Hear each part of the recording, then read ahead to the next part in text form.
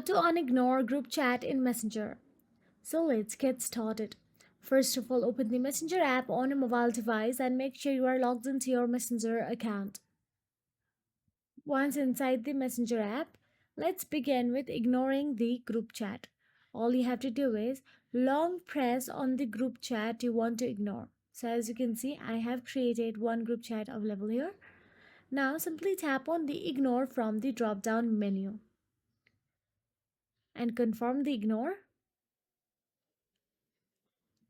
And as you can see, the group chat will vanish from your chat area.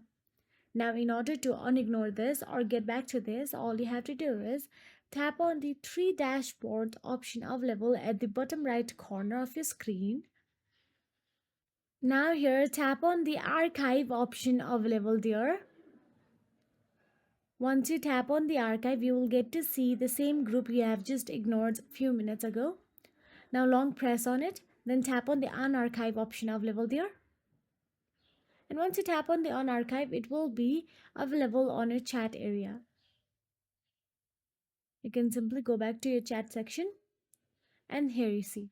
If you found this video helpful, please like, share and subscribe, and thank you so much for watching.